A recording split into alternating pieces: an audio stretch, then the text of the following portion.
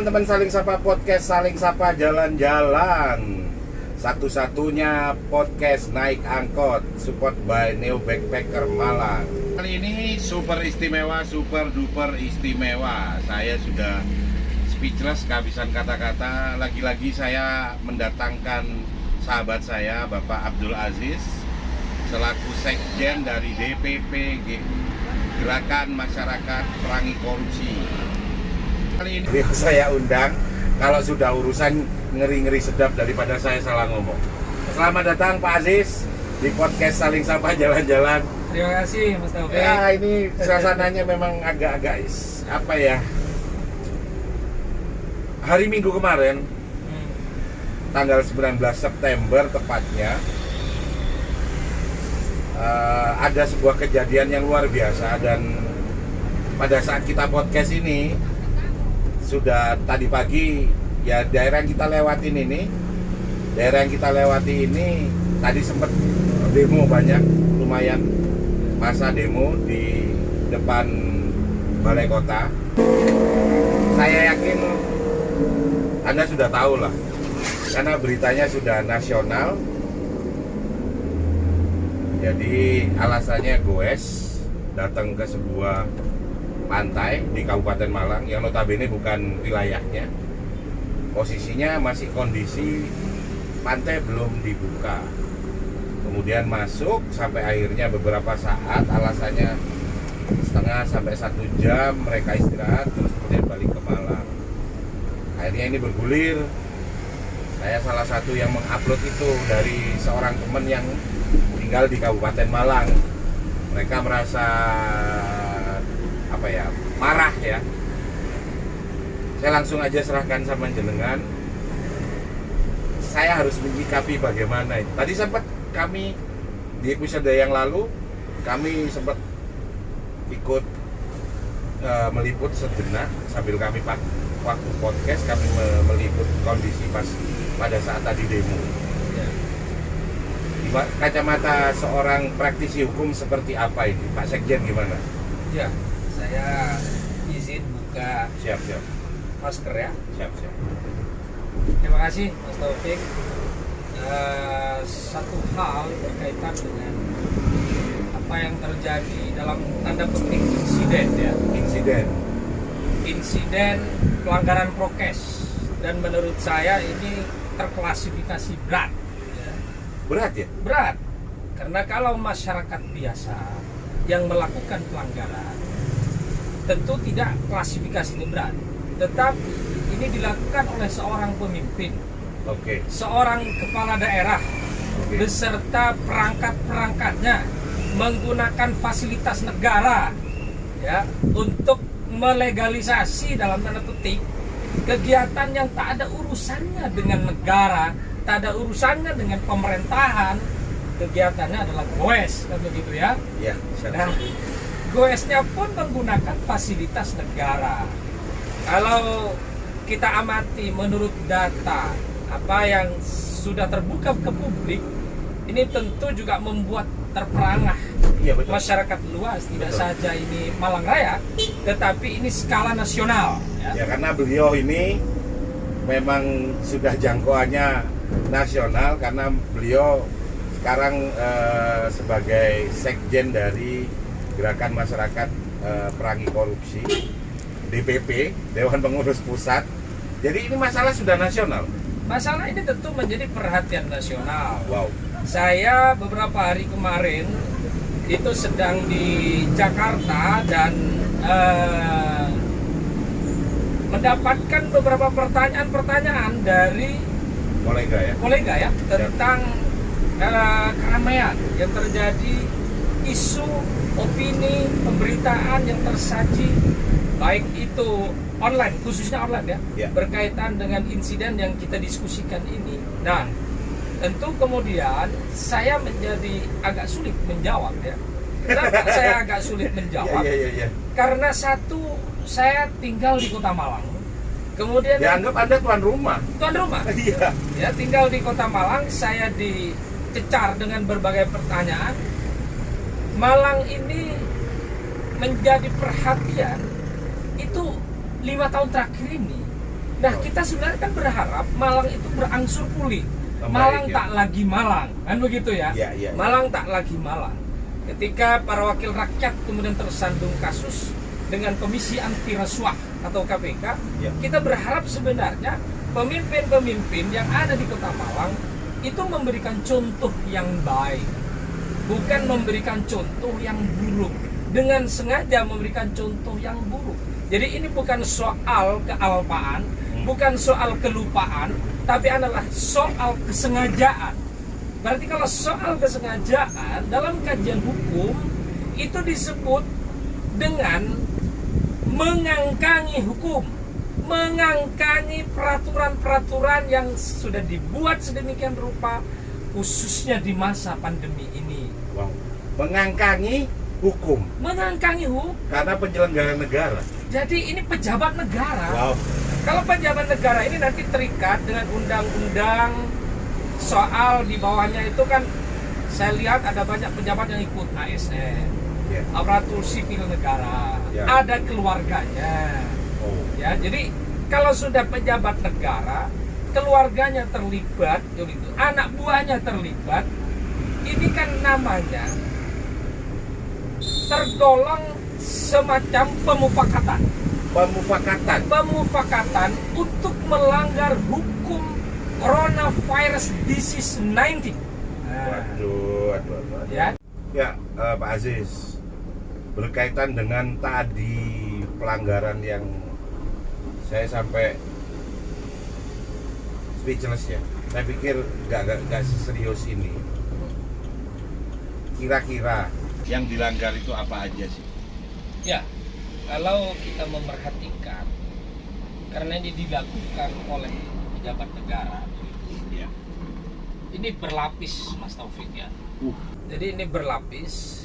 Yang pertama di dalam kitab Undang-Undang Hukum Pidana (KUHP) KUHP. itu di 212 dan di 218. Itu Dua. keduanya mengatur ya. Di 212 itu mengatur tentang ancaman sanksi, ancaman pidana 1 tahun, ya 4 bulan. Kemudian di 218 itu juga ada ancaman pidana. Artinya apa yang ingin saya terangkan?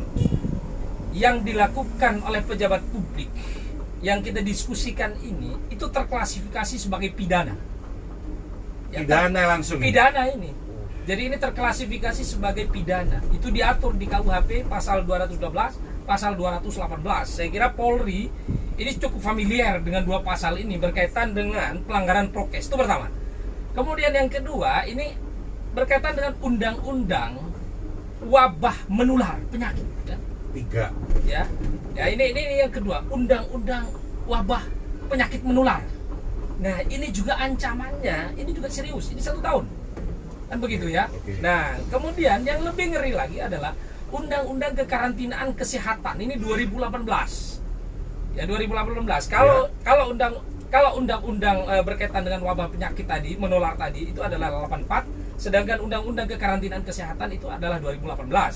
Di 2018 ancamannya itu 1 tahun itu dan atau denda 100 juta.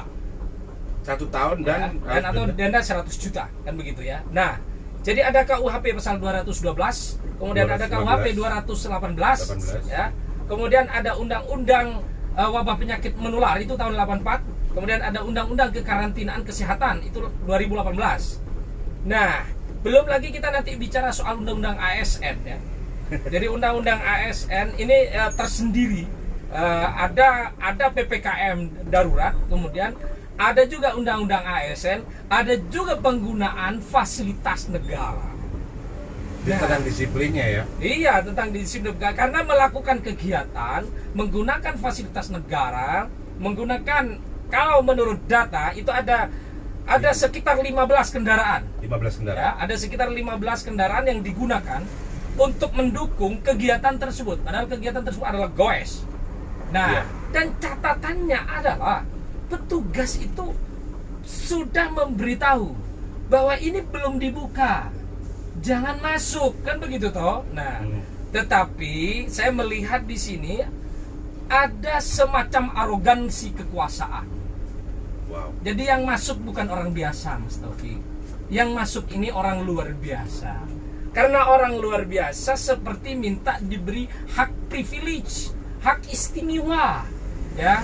Nah, kemudian terjadilah perdebatan. Itu tersajilah di mana-mana lah. Ya, videonya udah terjadi perdebatan di situ. Itu artinya apa?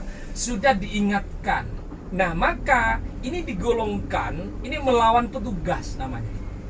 Melawan petugas. Petugas itu tidak saja urusan kepolisian di jalan-jalan itu, tetapi di tempat-tempat yang terkategori itu vital, itu seperti tempat wisata. Kondang Merak Kabupaten Malang ini kan juga adalah termasuk objek yang memberikan suntikan baik kepada APBD. Kan begitu. Jelas. Nah, oleh karena itu, ketika melanggar di situ dan sudah diingatkan tidak mengindahkan, inilah dalam filsafat hukum itulah yang disebut mestinya sanksinya ini berlapis. Kalau masyarakat biasa, sanksinya biasa saja sesuai dengan ketentuan. Tapi kalau masyarakat berpengetahuan tinggi, masyarakat itu pejabat publik, maka tentu nantinya setelah kemudian kepolisian itu bekerja dan menuntaskan, maka di situ ada filsafat hukum yang akan menjadi pijakan bagaimana nanti diputus itu kemudian menjadi berlapis. Itulah pembedanya, begitu kan? Pembedanya, karena kalau orang mengerti hukum tetapi melanggar hukum, dalam ilmu hukum ini diklasifikasi mengangkangi hukum. Karena dia diasumsikan pejabat publik itu tahu kan begitu. Bukan orang awam ya. Bahkan dia sebagai pelaksana mengumandani hukum itu terlaksana dengan baik, kan begitu kan? Iya. Nah, ini bukan mengumandani hukum berjalan dengan semestinya, tapi mengumandani, memimpin langsung bagaimana hukum itu dilanggar bersama-sama. Inilah presiden buruk di Indonesia. Kalau ini dibiarkan, kalau ini tidak diproses oleh Polri, maka tentu ini akan memantik reaksi dari publik. Ya, banyak orang merasa ketidakadilannya tercabik-cabik. Oh, tentu dong. Itu keadilan, rasa keadilan publik itu kan tercederai. Ya, karena orang semuanya sudah menahan diri, nggak kemana-mana karena memang tidak mau melanggar hukum. Nah, jadi masyarakat awam seperti kita ini ya, Mas Taufik ya, itu kemudian mentaati namanya protokol kesehatan. Kita ini pride sudah tidak kemana-mana, ya kan? Nah, apalagi kok mau berwisata, kan begitu ya. Tetapi di sisi lain ternyata ada pemimpin yang kemudian mencabik rasa keadilan masyarakat dengan melakukan kegiatan yang sama sekali tidak berkorelasi positif itu sebagai pejabat negara dan tidak memberikan kontribusi positif itu kepada pemerintahan. Kira-kira begitu. Ini salah satu produk dari Taman UMKM di Malang. Jamu ya? Iya. Ini jamu oti, kunyit asam. Iya, kunyit asam. Ini rasain dulu aja. Kan ini salah satu fungsinya kan dipercaya kan bisa mencegah ini. Betul. Ini meningkatkan imunitas tubuh. Betul, keren. Katanya orang Madura ini kan antibiotiknya orang Madura ini kan ya. Kunyit itu kan. Sekarang gini Pak Aziz. Ya. Aku lebih santai sih sekarang karena memang nggak kaitan sama kalau baca undang-undang takutnya salah itu kan malah masalahnya. Ya. Tadi masyarakat bergolak, bahkan langsung vulgar mereka pasang spanduk, mereka demo di depan balai kota. Ya. Berarti kan ini sudah real, sudah memang nggak hanya sekedar mencabik rasa ketidakadilan. Ya. Ini sudah ada perlawanan. Demo itu kan bentuk perlawanan kan? Ya. Terus katakanlah nanti mau tekanan kuat. Terus beliau Bapak Wali Kota kita langsung meminta maaf. Oke, dimaafin. Rakyat ini kan biasanya pemaaf kan sama pemimpinnya. Ya. Oke, dimaafin. Setelah dimaafin, terus berjanji tidak akan ngulangi lagi, terus gimana? Ya, begini. Yang pertama, sebagai orang hukum tentu saya bicara hukum ya, pertama. Oke. Yang kedua soal kemanusiaan. Oke. Itu dua hal yang berbeda. Berbeda ya? Iya, jadi itu dua hal yang berbeda. Kalau di dalam COVID ada klaster, maka di sini ada dua klaster ya. Oke. Jadi yang klaster pertama adalah klaster hukum. Oke. Klaster hukum ya, Yang kedua ada klaster kemanusiaan. Nah, saya bahas soal kemanusiaan. Jadi memang benar masyarakat kita ini pemaaf ya. Pemaaf Mas Taufik. Jadi bahkan filosofi kalau orang Sumeneb itu kalau sudah meminta maaf selesai. Iya, harus dimaafkan kan. Kalau nggak maafkan kan kita yang salah jadi. Betul. Nah, secara kemanusiaan maka saya pun ikut mendorong supaya ya dimaafkan. agar terduga pelanggar prokes dan begitu ya untuk segera tampil gagah memohon maaf kepada masyarakat. ya kepada masyarakat luas atas kesalahan yang telah diperbuat secara bersama-sama kan begitu ya. Yang kita sebut tadi mengangkangi hukum ini. Saya nggak berani tapi ngomong itu. Ya, bahasa Anda itu. Itu yang pertama. Segera memohon maaf. Yang kedua, ini klaster hukum. Nah, apakah seseorang terlebih pejabat publik yang melanggar hukum kemudian memohon maaf? Ya, apakah itu selesai? Kan itu pertanyaannya. Iya. Apakah itu selesai? Kalau klaster pertama secara manusiawi selesai. Kita wajib memaafkan, tidak boleh menyimpan dendam. Begitu ya, karena itu akan berpengaruh kepada aura negatif kita ini kalau menyimpan rasa dendam kan begitu ya. Perasaan kita juga nggak nyaman juga. Betul. Tetapi harus diingat. Sebelum saya masuk ke soal hukum harus diingat bahwa apa yang menjadi perbuatan yang tergolong pelanggaran hukum dan itu pidana. Ini deliknya adalah delik umum. Siapa saja bisa melaporkan orang perorangan, individu, instansi dan seterusnya. Sudah tahu kan Pak Aziz kalau sudah ada yang melaporkan? Benar. Saya sudah mengikuti. Ada rekan-rekan yang sudah melaporkan dan saya benar-benar appreciate ya. Harus apresiasi kita ya. Kita apresiasi luar biasa. Responsif, peduli terhadap Kabupaten Malang, peduli terhadap Kota Malang, Malang Raya lah ya, khususnya ini yang telah melakukan pelaporan dan kami juga berharap Polri itu serius menangani laporan tersebut ya. Jadi di mata Anda ada yang mau melaporkan itu keren. Oh, bagus. Oke. Itu bagus. Artinya itu kan di dalam teori sosiologi masyarakat yang begitu responsif terhadap persoalan-persoalan apalagi menyangkut pemimpinnya itu sudah tergolong masyarakat modern, masyarakat berperadaban tinggi yang mendahulukan hukum ya. Iya, masyarakat yang berkemajuan dan saya sangat apresiasi itu pertama. Yang kedua, apakah setelah memohon maaf itu kemudian selesai? Dalam perspektif hukum, seseorang yang melanggar hukum terklasifikasi sebagai pidana, deliknya delik itu adalah delik aduan, delik umum, ya. Walaupun itu delik aduan, itu tidak selesai dengan cara mohon maaf. Tentu pertama ini bukan lebaran Mas Taufik. Iya, itu bahasa Anda selalu gitu. Jadi maaf Pak Wali Kota, ini bukan lebaran. Jadi kalaupun Anda minta maaf dimaafkan, tapi masalah hukum jalan terus. Terus. Artinya dalam teori hukum seseorang yang memohon maaf, seseorang yang berdamai, begitu ya, itu tetap jalan secara kemanusiaan selesai, tetapi itu tidak menghapus pidananya. Jadi pidananya itu tetap dilanjutkan. Nah, kenapa pidananya dilanjutkan? Orang sudah mohon maaf, sudah dimaafkan. Nah, agar itu menjadi pelajaran penting bagi siapa saja dalam konteks ini adalah menjadi pelajaran bagi para kepala daerah, kota, kabupaten se-Indonesia. Ini harus jadi pelajaran. Harus jadi pelajaran dalam masa-masa begini. Mestinya kepala daerah ini pandai menahan diri. Untuk apa? Keinginan goes, keinginan untuk bersenang-senang, keinginan having fun, mestinya ya ditahan dong. Masyarakat kelas bawah seperti kita ini kan pusing. Terus mencoba menahan. Iya, pusing sih. Nah, melihat pemimpin kita ini kok nggak bisa nahan. Nah, inilah yang saya sebut mengangkangi hukum. Siap. Itu kira-kira Mas. Kejam. Tapi enggak ya, hukum enggak kejam ya. Hukum tidak kejam. Dan ini memang kalau perlu diproses ke pengadilan. Tuh, biar fair.